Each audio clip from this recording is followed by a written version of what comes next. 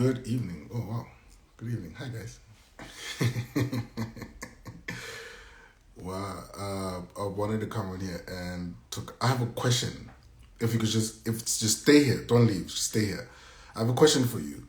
Why is mental, why is mental health important to you?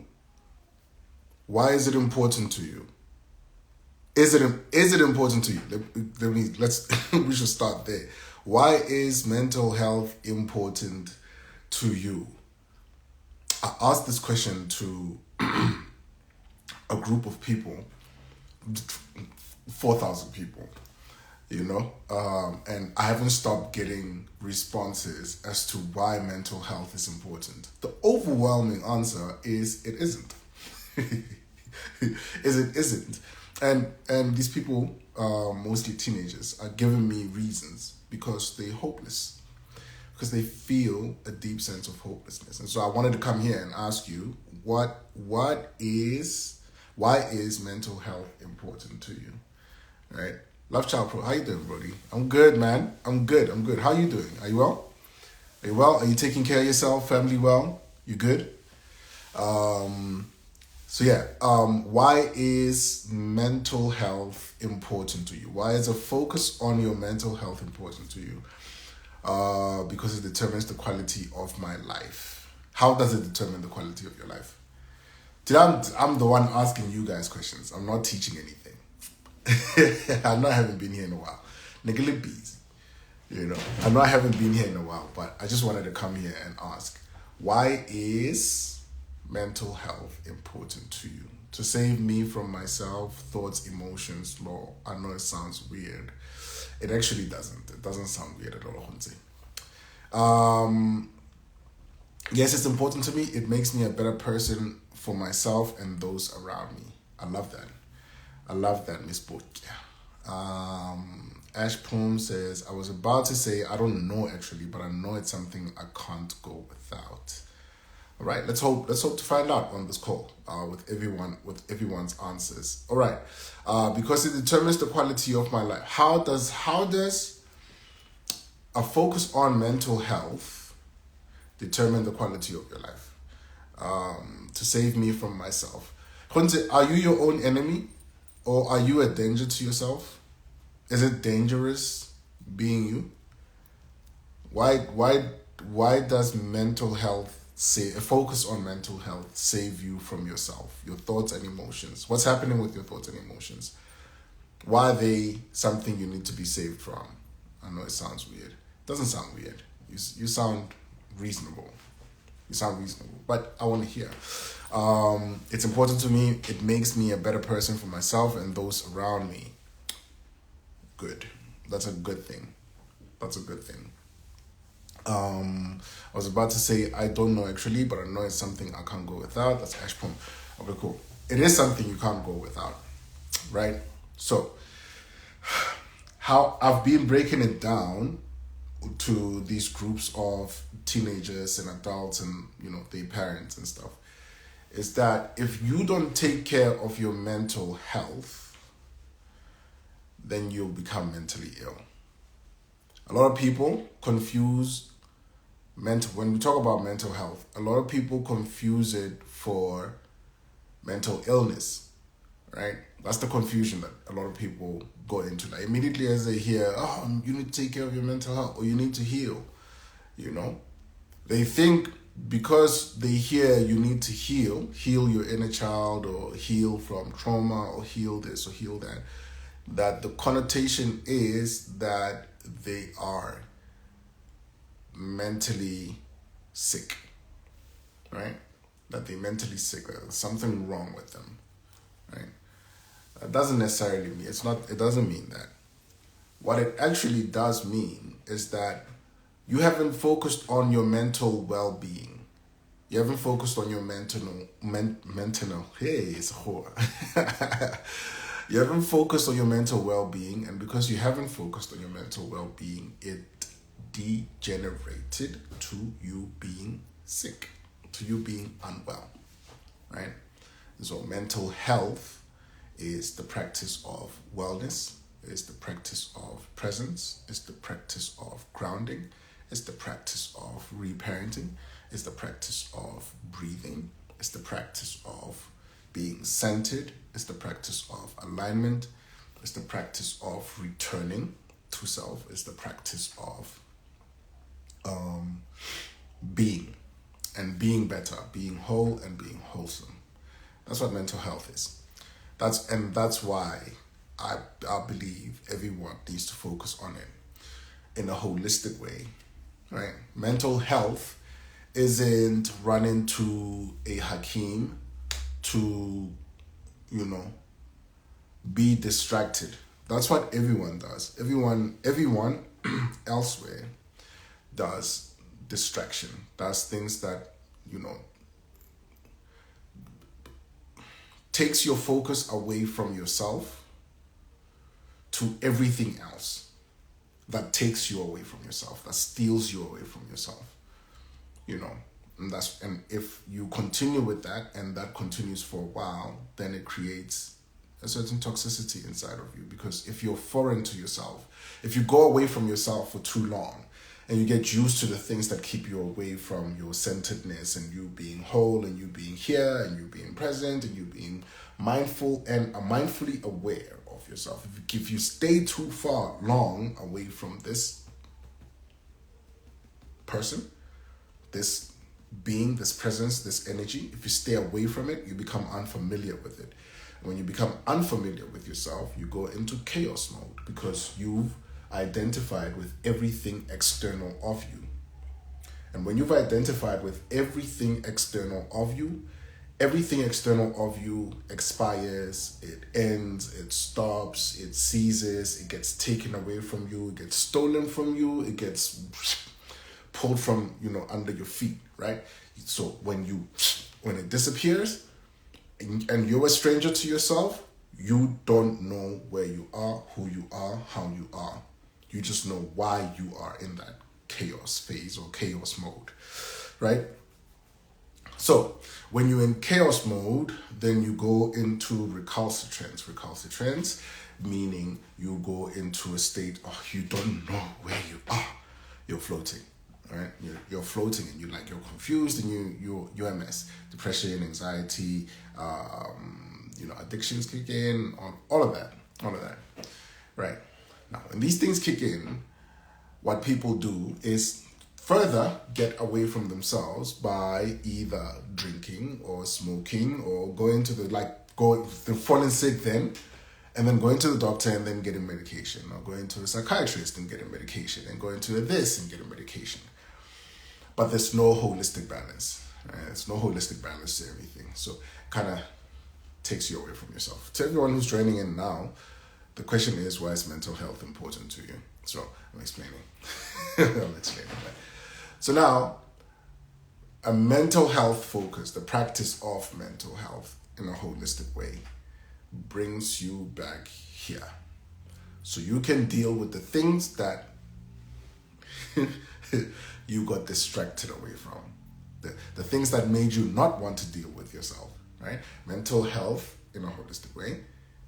The practice of mental health in a holistic brings you back home here, right? When you're home, you're going to find the raka are going to be, and the walls are going to be a mess, and the plants are going to be dry and dead and almost dead.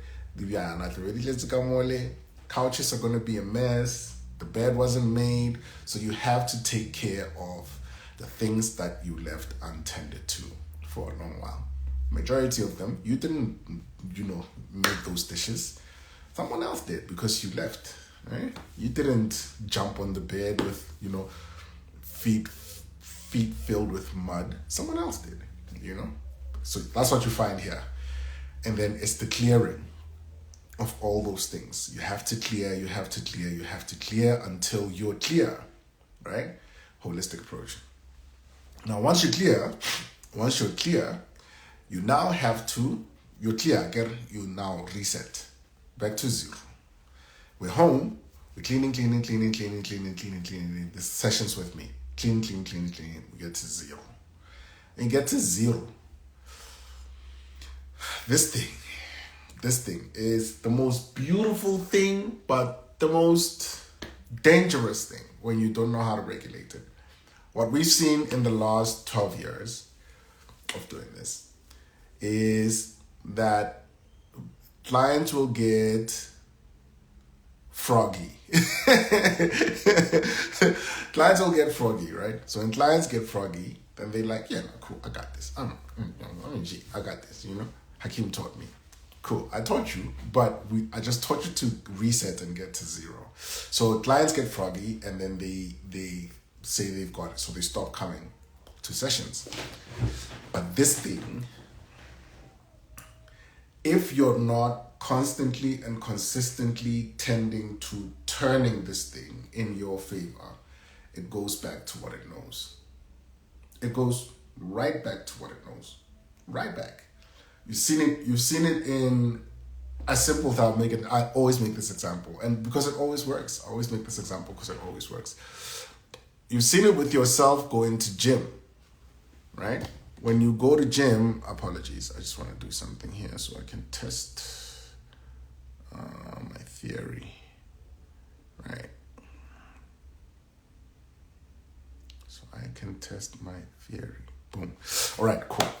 So the brain has a tendency of going right back to what it knows. So if you go to the gym for a couple of months and you're like, I look good, I'm okay, I'm okay, I can skip a day. I can skip a day. And you get busy, like that day you're busy, you're at work, boom, boom, boom, right? And you do work, obviously, with the plan that you're gonna go back. A week passes, 2 weeks pass, 3 months pass, and then you're right back to what you used to do. You're right back there. You're right back to what you used to do. Because the mind, if the mind isn't familiar with new territory, the zero, the reset, we've cleaned out everything, the zero, the reset, you're gonna go right back to the thing that you're used to the thing that you're literally, when you start holistic therapy, when you start healing, right? When you start healing, this is what happens. You're dealing with a whole lifetime.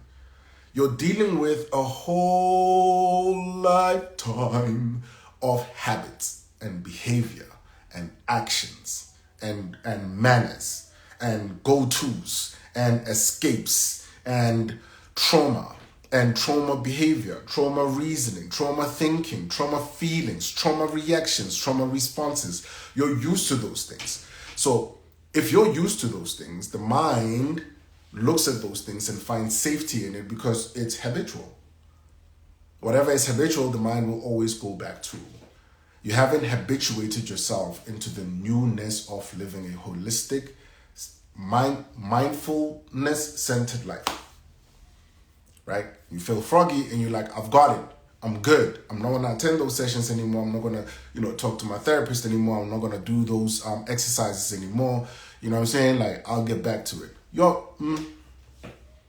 will get back to it, but you get back to it, the house it looks the same way. And now you feel defeated because you feel like you're starting from scratch, which is a lie. If I have anyone here who's ever attended sessions with us and they stopped and you feel like I'm talking about you, do not listen to your mind lying to you, telling you that you are back to square one. You're not.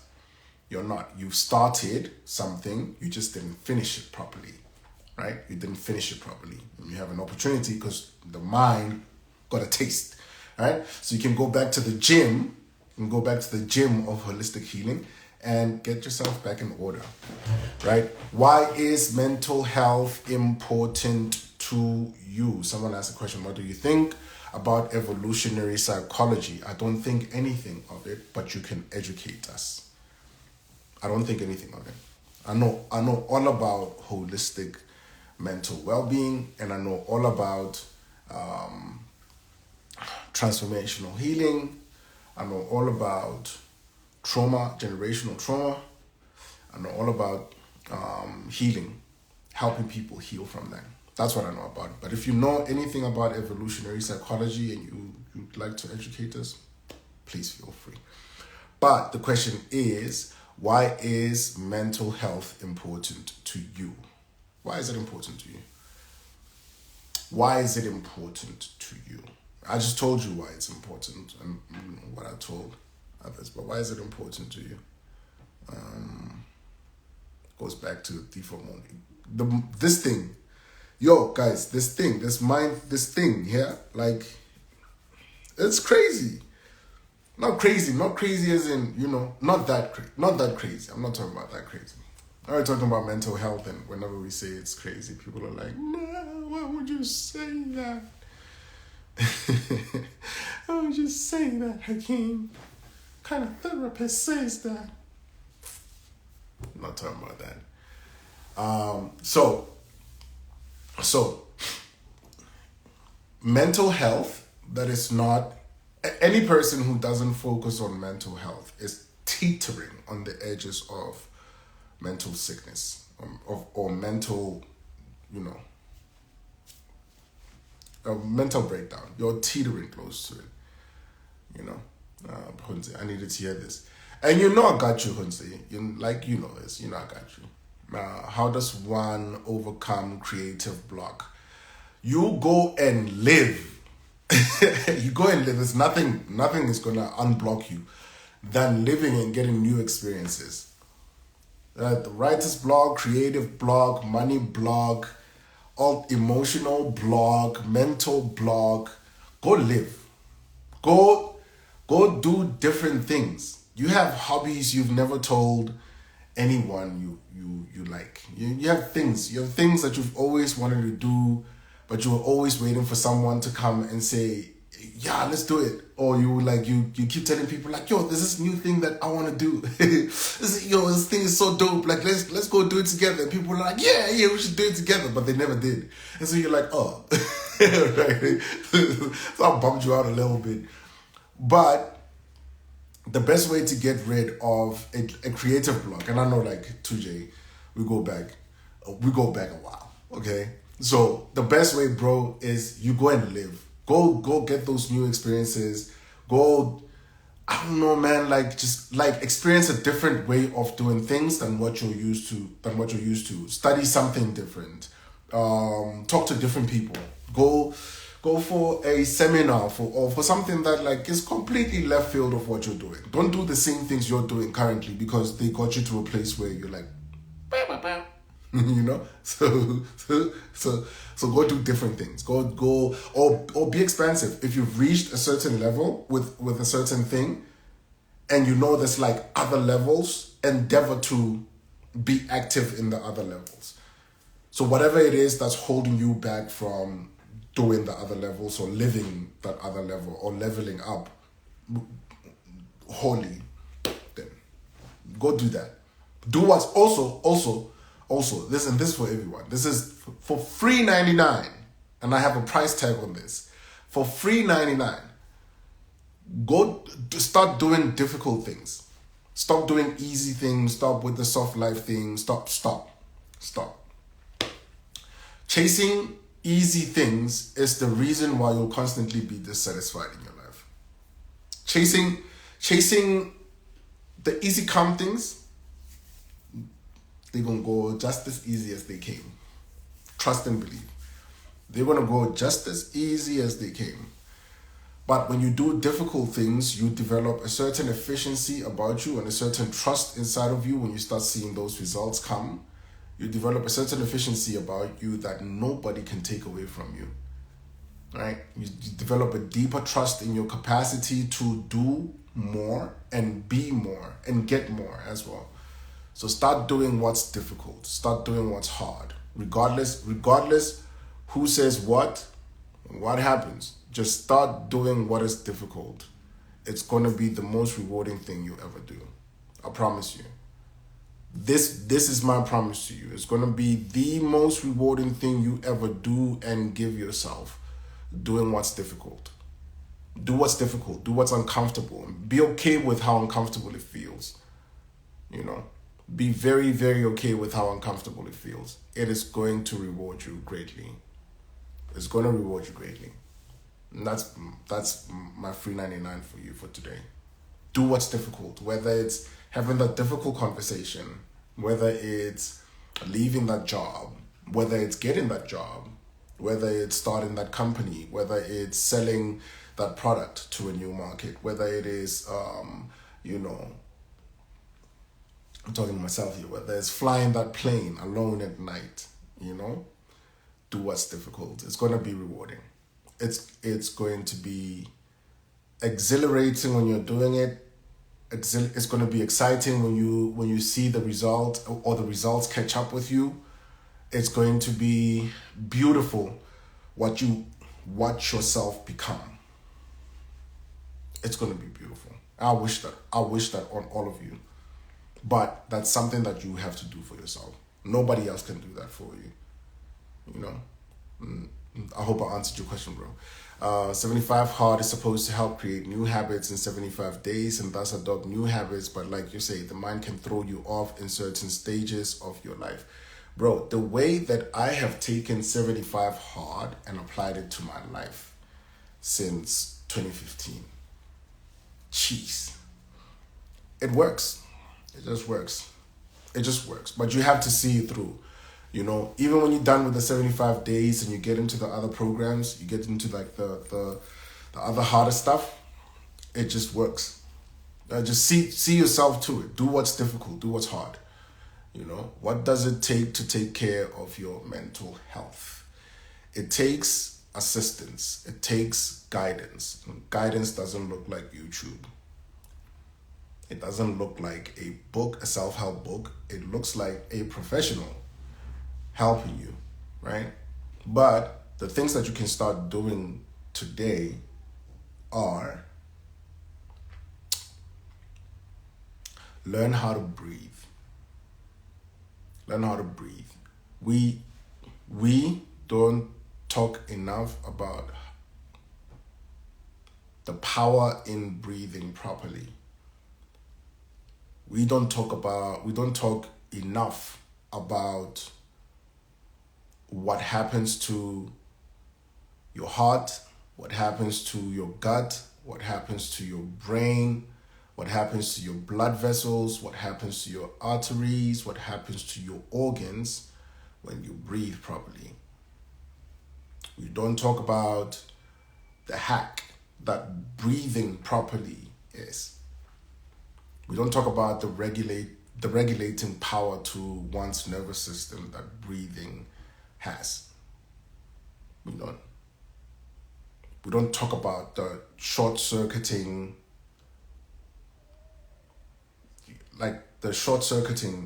that are conventional short breaths.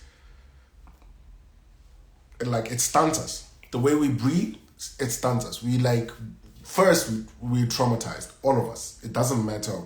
If you're black, if you have any type of color in your, even white, if you're a human being, there's a certain level of trauma you have.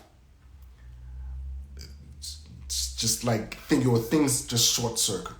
Your body isn't functioning properly. Because we live in environments and eat foods and listen to songs and watch movies and live on social media. We have devices that are unnatural to our human physiology, literally in front of our faces. We don't talk enough about the power of breathing. We don't. And I wish we did. I really wish we did. Breathing, there is self-care, there is emotional regulation. I just gave you a hack for emotional regulation with the breathing thing. Boom, let's go. Yeah, buddy. Okay, my theory has been proved. I was testing something now and my theory has been proved.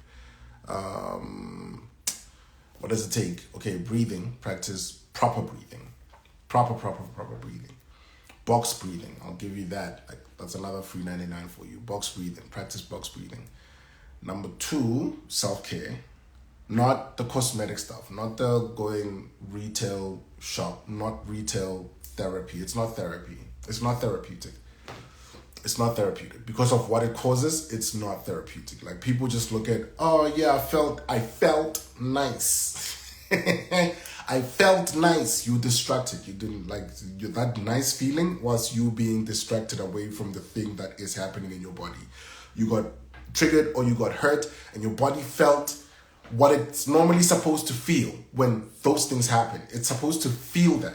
But what we do is we look away from what we feel and we distract ourselves by feel good things, by feel good activity, and you didn't do anything to help yourself in the long run. Because after you put those shoes on, after you wear that thing, after you drive that car, after you sleep with that person, after you drink that alcohol, you still have you to deal with.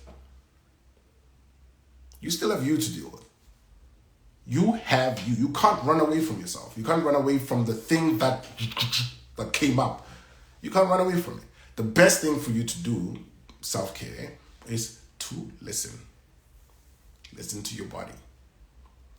Listen to what your body is telling you. Listen. People are afraid of listening. People are afraid of listening. They're afraid. Very, very, very afraid. Very afraid. I was. Until I found the magic of listening to your body. Of actually sitting in the discomfort and painful things.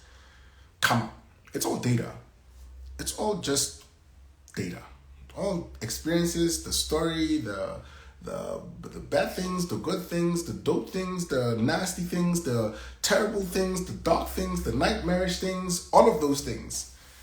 All those things that make, when you're listening to them, they make you feel like you're losing it. But if you do not get into the habit of listening to them, those feelings are only going to get worse. But you start listening to those things today, then you train your body. You train your body. You have to train your body. Train your body. I listen to you. Tell me. There's a lot of stories. There's a lot of stories. You ever went to a therapist and you said, I don't know what's wrong with me? Because prior to you went to a therapist for Panado. You went to therapy for Panado. And to have me help you figure out what's happening with you. Majority of people who do that, me, I did the same thing. Right? Prior to me being a therapist, I did the same thing. I just didn't listen to myself. I didn't listen to my body. And I'm listening to myself. I know, like, talk to yourself. Yeah, that comes later. But you need to listen to what the body is telling you. You need to listen to the language of, listen to, hear, and understand the language of your body's reaction to things and people and smells and experiences and occurrences. You need to listen to that. You need to understand it. Number 4 is journal. Journal. Your mind doesn't know whether a thought, a dream, an apparition, an aberration, a hallucination, imagination, all the nations. It doesn't know whether it's a thought or all of those things. It doesn't know whether it's a thought or an experience. Can't tell. It can't tell. Right now, your mind can't tell whether what's happening right now is a dream or an actual experience. It can't tell. You did a couple of things today that says, oh no, this is not a dream. But when you close your eyes and you think about what's happened today, split second. You can't tell. So what you do when you journal is it's called brain dumping, right? Brain dump. You externalize the things, especially journaling those heavy emotions. You externalize the heaviness inside of you. And when you do that, it's like you opened a lid, or you open a closing that released the noise. It released the noise. So journal. Those are the 4 things that I can give you to start practicing start taking care of your mental health. But you need someone to talk to.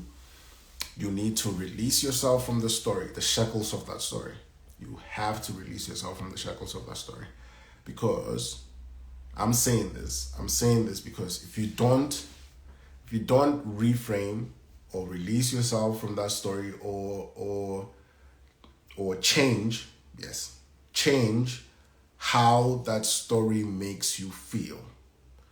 And for that to happen, you got to take the holistic route. You can't take the talk therapy route, or you can't take the this route. No, you can't cut corners with that one. That one, you can't. Trauma, you can't.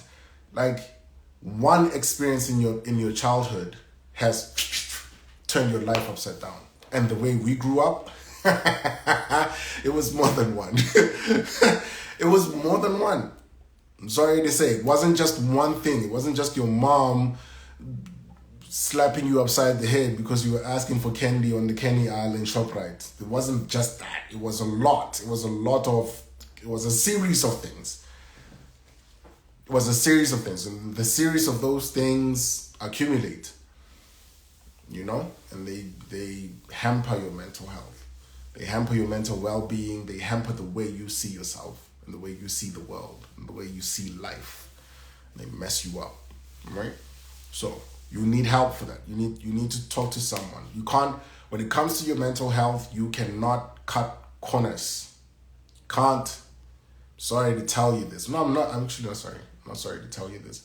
I'm telling you the truth. I'm not going to apologize for telling you the truth. You need to see a therapist. See a holistic therapist, And I'm saying a holistic therapist because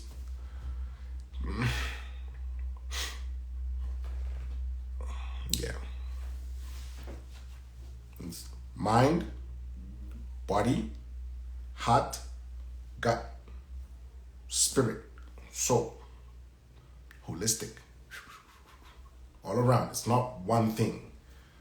It's not one thing. One thing has affected everything. And because everything is affected, your function in this world is survival mode. Because your function in this world is survival mode,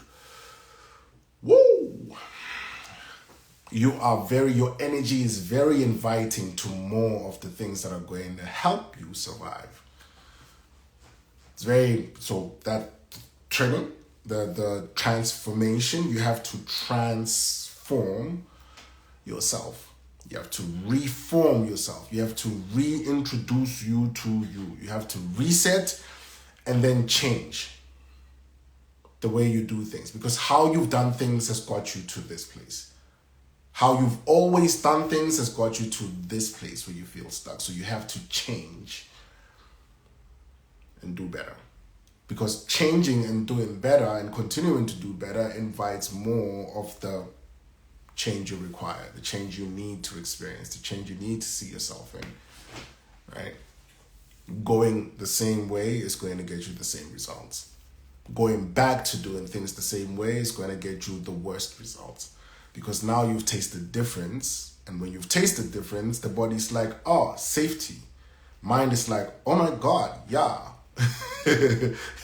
Then habits are like, but. And if you listen to that magnetizing pull and you go back there, boy. So mental health is all about being wholesome, centered, grounded, yes, and operating from there daily,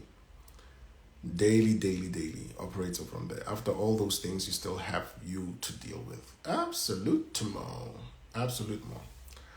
You know what I mean? So why is mental health important? Mental health is important because you have to start operating from a centered point of view and not a chaos point of view. If you're about yourself, you're going to invite things that are into your even more. It's going to feed your life even more of those things, right? You're going to feed your life even more of those things. And aren't you tired? I hope you're tired. I just hope you're tired. I really hope you're tired. Because I posted last week. I posted, Life is way too short for you to be living on survival mode. Life is way too short for you to only know a life that's about surviving. It's too beautiful. Life is too beautiful. Life is so gorgeous, guys. Yo! Life is gorgeous. Life is gorgeous. You can't be in survival mode. And surviving yourself. You're not surviving anything else. You're not really surviving anything else. To tell the honest truth, you're not surviving anything else. You're surviving you. You're surviving not knowing yourself.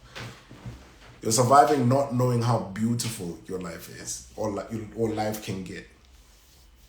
You're not surviving. People are terrible. People are terrible because they surviving themselves or they surviving things that happen to them. They're surviving things that are, and so they hope the distractions that I mentioned earlier, they hope these distractions can save them from dealing with themselves, dealing with this, coming back to this, That's why people are like, at least I'll be crying in my Porsche, but you still cry. You still cry. Those terrible things that have happened to you still linger in your mind. They're still lingering in there. You're still breaking down, dude. You could have a Porsche and be free of those emotions. Do you know what I mean? You could live a beautiful life and be free of just the terrible presence of all those emotions. You could. What does a life of survival look like? A life of survival, damn.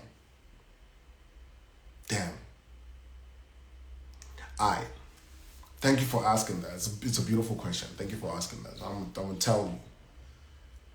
Relationships. Internal relationships, external relationships, right? I'm going to go through this. Please, try your best not to cry. Like whoever is on this call, try your best not to cry. But I'm going to go through this. This is what we help our clients with. We are the sum total of every relationship we've ever been in. Every single relationship we've ever been in. If you're black, or even anything else, you know what I mean? Anything else in this world, you're dealing with your internal world and your external world. And a lot of people are running away from the internal world, dealing with the internal world or facing the internal world or confronting the internal world because the things they left in there or the things they dealt with in there or the things buried in there are too difficult to face alone, right? And so they come out with masks in the internal world. So we'll talk about this. So one, your relationship with your parents. How many of you couldn't wait to leave home after matric? Just couldn't wait to just not be around your parents. How many of you still find it difficult to go home? How many of you find it difficult to have a normal, decent conversation with your parents, your siblings, and your family members? Right? How many? Cool. One, the relationship with your parents. Number two, your relationship with authority. Whether you're a black woman or black man, we have a troubled relationship with authority. And the troubled relationship with authority comes from, again, parents. It comes from the way that you were raised. It comes from school. How you were schooled and how you were instructed, the people that were instructing you. It comes from preachers, right? It comes from preachers, the presence that preachers held and the promise they held that they failed. It comes from leaders, the promise they held and that they continue to fail.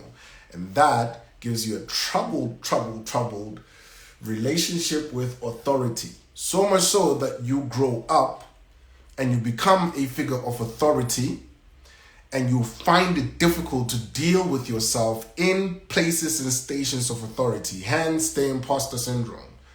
You feel like you taking any form of leadership, being a parent, being a manager, being a boss, being a business owner, being a this, being a that, even being a lover. where you have to man your responsibilities, you have a troubled relationship with that. You have a troubled engagement with that. It's very troubled. Right? Number 2, this is a life of survival mode. This is what it looks like. Number 3, your relationship with relationships, romantic relationships. You find yourself having to convince people of your value and your worth and your dignity and your honor. And yet, relationship after relationship, partner after partner, person after person, you find yourself doing the same thing over and over and over and over and over and over and repeating these engagements over and over and over again. You find yourself trapping yourself. You know you're not supposed to be in these relationships. You know you're not supposed to be with this person. You know you're not supposed to agree to sleeping with this person. You know what you want with yourself. You know what you want for your life. You know who your ideal partner is. You know what kind of family you want to have. You know where you want to live. You know what kind of house you want to buy. You know what kind of job you want to do. But you're constantly choosing people that are half-assing that vision for yourself. And you settle for them because you hope if you fix a certain thing, or if you change a certain thing, or if you augment the way you speak, or the way you love, or the way you move, or the way you do, or if only I, then wake up 5 years later and you've wasted time. 10 years later and you've wasted time choosing the very same person in very different people. Many different years of you wasting time. Survival mode. We're talking about survival mode. What does a life of survival look like? So I'm going to tell you what we help our clients with and show you how you're surviving this life. Number 4 is your relationship with yourself. A lot of people do not have a relationship with themselves. They have a relationship with what people's perceptions of them are. And your whole entire life is spent pleasing people's perceptions of who you are, or pleasing people's needs of you. You have no relationship with yourself because the relationship you have, the relationship that matters the most, is people's perceptions of you. Meaning, you don't even have a relationship with those people. You have a relationship with what they think you are.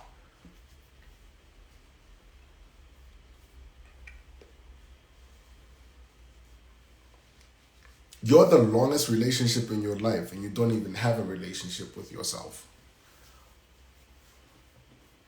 That's why you go to lovers, going back to relationship number 3, right? You go to lovers and you want your lover to know you more than you know yourself. Oh, you understand me. Oh, you love me. Oh, I've never been with anyone who sees me the way you see me. Because you don't even see yourself. You've never seen yourself. That's why you say things like that. Do you know what a wholesome, healthy, settled, and safe relationship looks like? I love me. I love myself so much. I love being me so much. And I've ingratiated myself in the dignity and the honor and the joy and the beauty and bounty and blessings and bliss and expansion of being me so much that I want someone else to experience that with. I want to share that with someone. That's what a safe, healthy love feels like.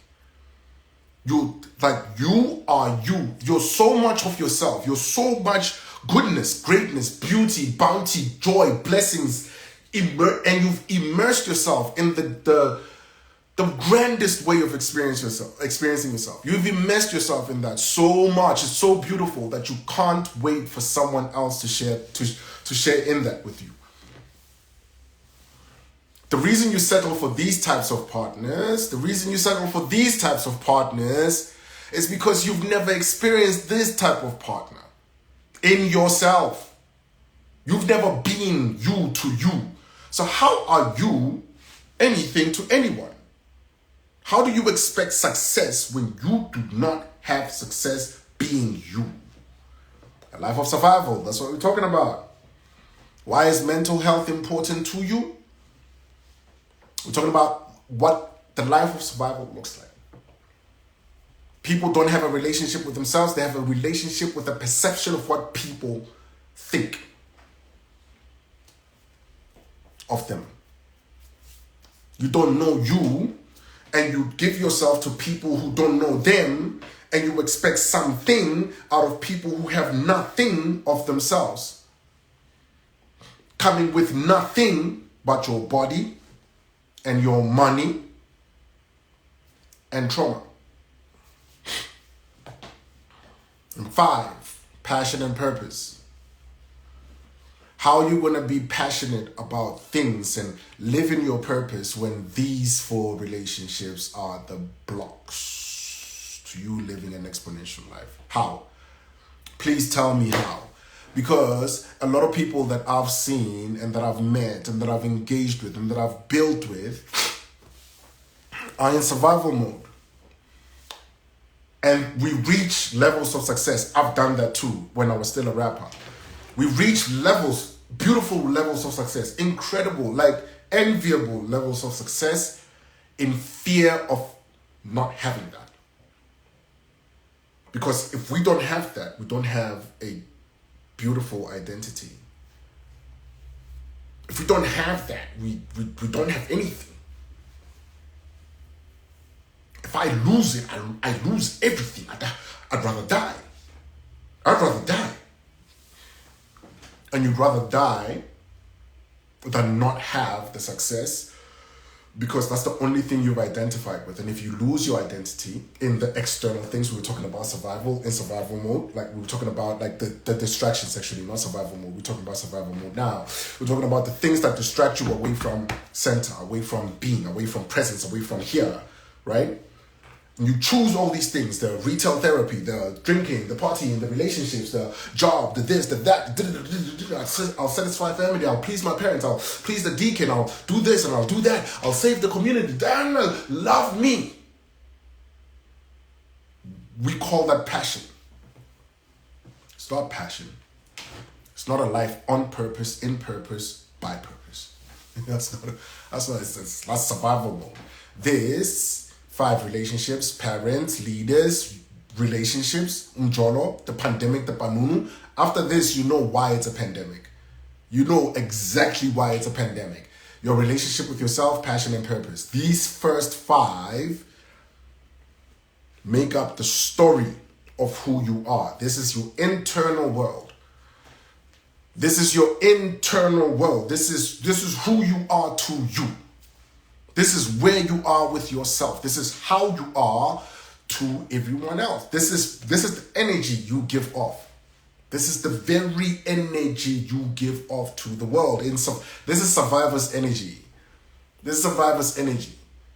You wonder why money avoids you. You wonder why good love avoids you. You wonder why opportunities avoid you. You wonder why opportunities don't come close to you. This is the energy that keeps it away from you. This is the thing that keeps you in limiting beliefs. This is the thing that keeps you in heartbreak. This is the thing that keeps you in friends that backstab you and leave you. This is the thing that keeps you not growing.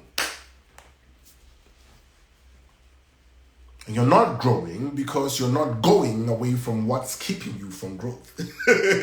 You're here, you're hogging this reality about yourself. Internal world, this is the chaos people are running away from by seeking pleasure and thrills and chasing people and wanting to be in relationships and stabbing each other and This is the chaos I'm talking about. It's your internal world, and we're surviving this. We're in survival of this. How do we survive? External world. External world. Talking about the external world. Now we're talking internal, right? Part of what I do is internal family systems, right? Internal world. Now we're talking external world. Work. Is work for survival purposes or is work to thrive? Is the check you're getting now the check you want to get? The check you know you're worth? Or is it bills? mortgage, car note? Is it black tax? How you call it? I don't believe in that stuff. I don't believe in taking care of your family isn't black tax. It's taking care of your family. But if taking care of your family is taken away from subsistence, if providence takes away from subsistence, are you working to survive life or are you working to thrive in life? That's number 6. That's work. Do you have a success plan? And are you succeeding in that success plan? Do you have a proven track record of growth using that success plan? Are there metrics that you know how to do analytics on social media? Are you analyzing your growth from this work that you're doing, from this productivity? I'm busy, from being busy. Can you measure the results of this productivity? Number 7 is the imposter syndrome. We talked about the imposter syndrome. No, we didn't talk about the imposter syndrome actually, but the imposter syndrome. The imposter syndrome is a big family.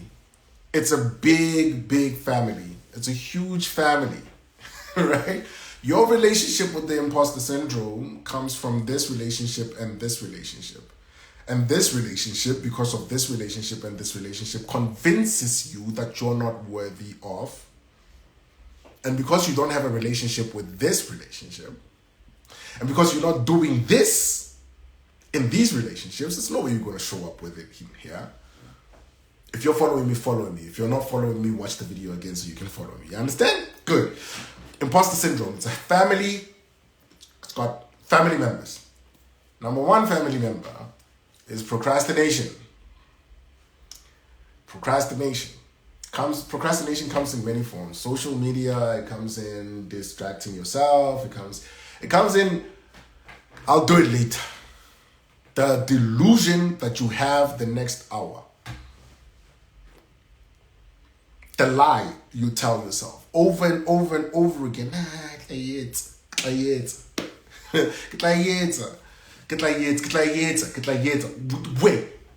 Wait, now, do it. As soon as it comes, do it now. If it takes 1 minute, do it now. If it takes 5 minutes, do it now.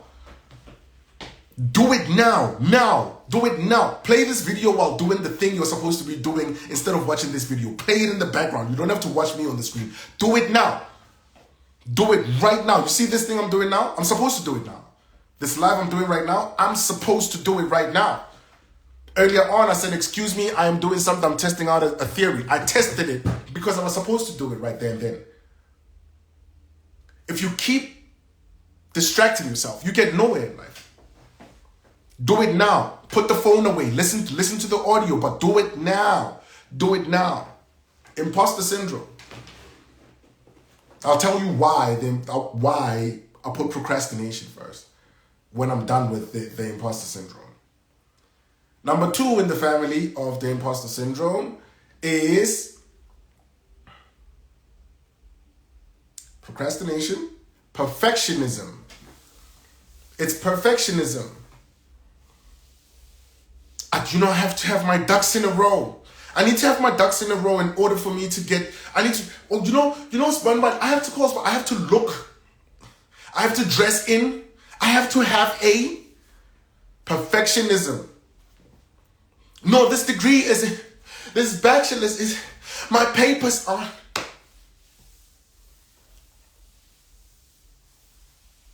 My favorite one, third one, it's my favorite from black people. My favorite by black people is qualifiers. I need to have a husband. I need to bring my friend. I need to have a degree from Stanford in order for me to, I need to have the managers, or, I need to have this amount of money before I, friend, let me get drunk first before I talk to him. Let me get the...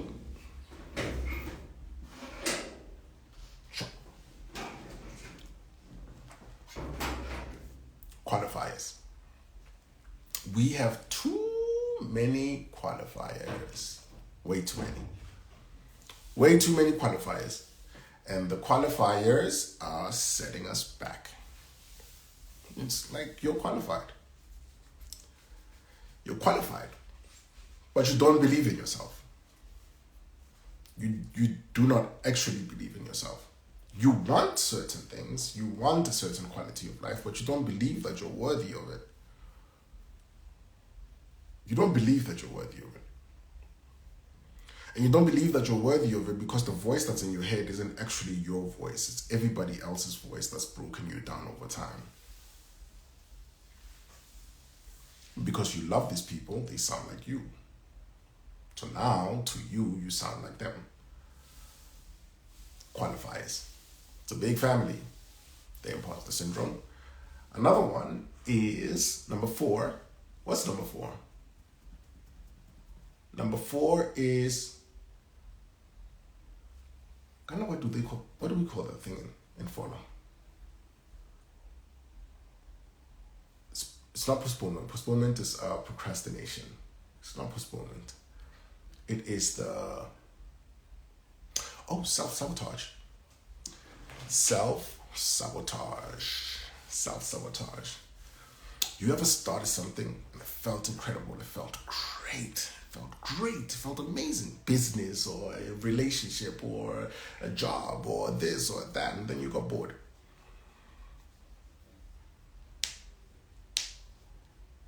You got bored because that feeling of newness faded. And then you start showing up late.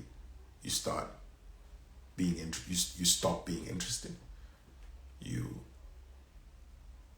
don't commit. You break your word. You delay. You don't submit on time. And you sabotage yourself.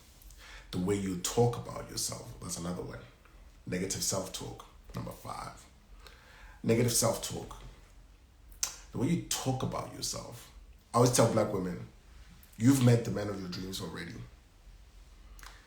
The only problem is you opened your mouth and you started talking about yourself. They liked you, but they hated everything you said. Black men do it too. You've met the woman of your dreams. You've been in their company and then you open their mouth. You open your mouth.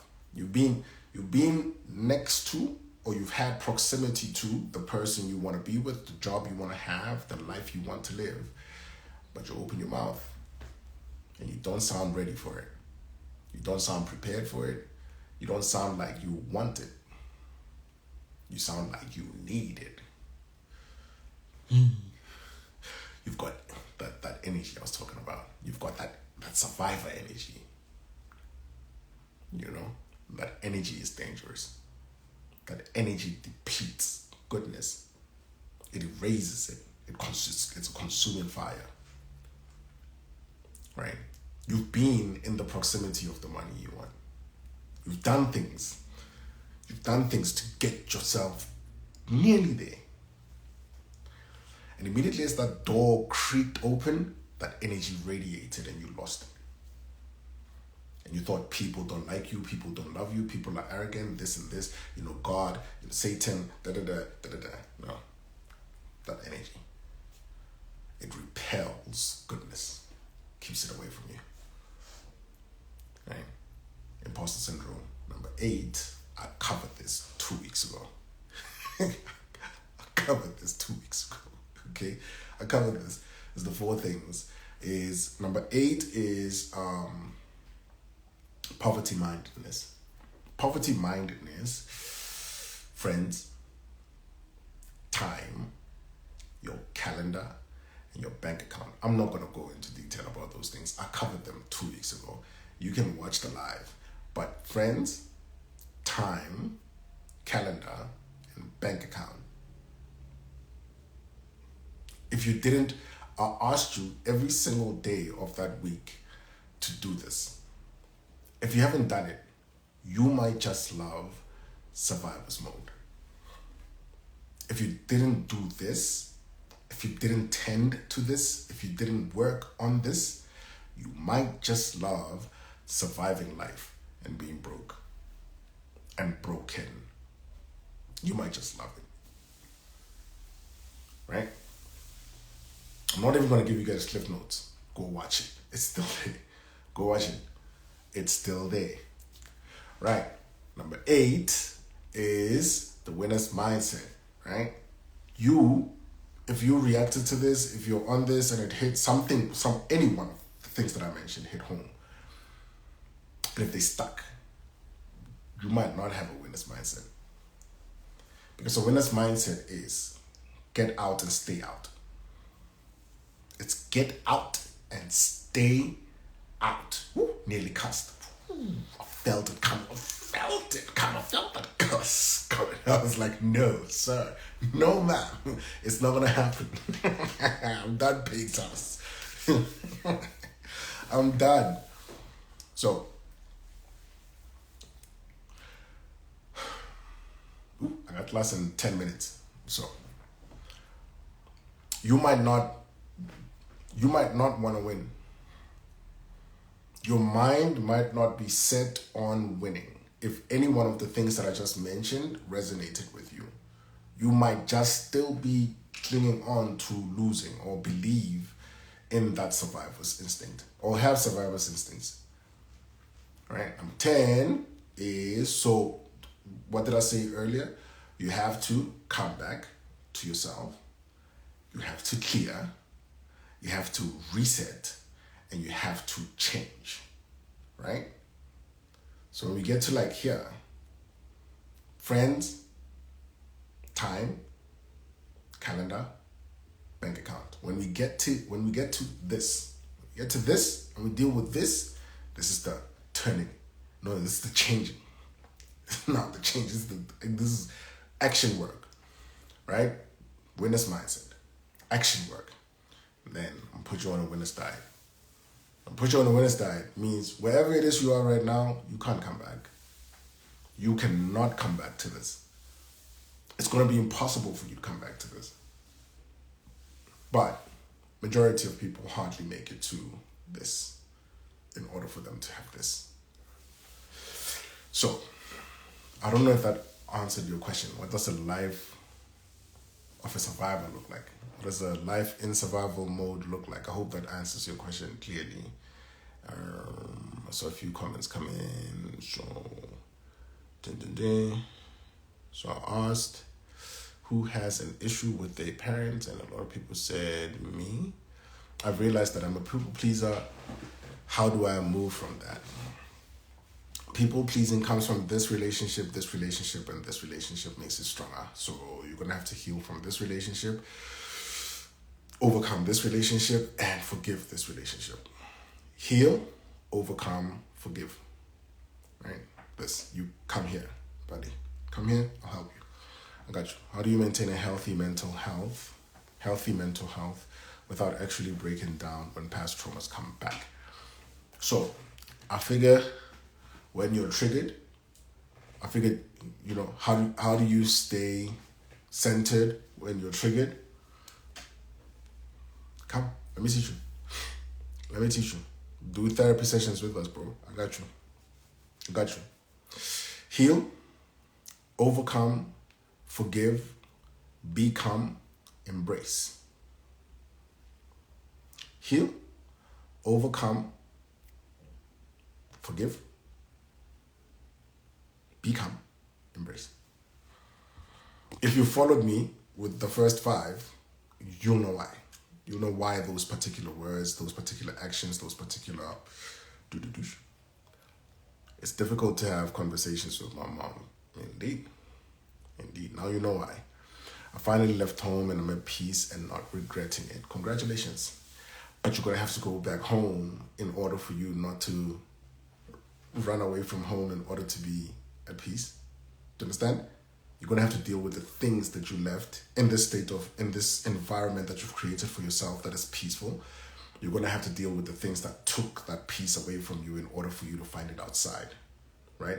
So now, this external environment that you've created of peace that's keeping you away from things that broke you and that harmed you and that hurt you and that took you away from yourself, that you had to survive all along. Like, you're still in survival mode in this environment you created, but you can use the environment you created to actually be centered and be at peace and to heal, overcome, forgive, be calm, and embrace.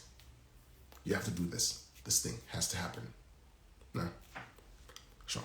When your partner is going through something spiritual, which you feel is tough to ingest 3 months in and feel it might impact your mental health and not sure if you're able to handle reading about it. Okay, cool. If the reading doesn't yield, I got you. You should know this already. I got you. I needed to hear that. Let's go. Wow. I used to feel dragged whenever you'd explain this. I'm glad it has a different feel this time around. It's because we spend hours on the phone together. Facts. People don't see themselves from what hype of what they're known for. Example, as a basketball player. Brody, I know that life. I've been that guy. Gotta watch the whole video, just jumped in. Gotta watch the whole video, G. That's what I tell my teenage daughter now. Procrastination is the one thing I'm fighting with. Don't fight it. Listen, just like I said earlier on, listen. The data's there. Listen. Get the skills, work. That's all. Listen, get the skills, and work. You guys, I got class in 6 minutes, and so I'm going to say goodbye. I'm going to wrap this up and say goodbye. If you are in need of therapy sessions, holistic therapy sessions, my DMs are open. The links in my bio work. You know what I mean? Book your discovery call. In fact, I just gave you a whole discovery call. Just book your therapy session. Choose the second link. Book your therapy session, and we'll send you the invoices and everything. You literally have everything that we talk about on the discovery calls. But if you do want a conversation, that discovery call, then book it. You know what I mean? Go to the link in my bio, book that discovery call. Let's have a conversation. Let's talk. Let's prepare you for the onboarding, and let's take it from there. All right, my love to all of you. I hope you have yourself a beautiful, beautiful evening. I keep promising that I'm gonna do this on a frequent basis, but I always fail. So learn from my failures and improve. I'm gonna improve. Okay, that's what I'm gonna tell you. I love you guys. Peace.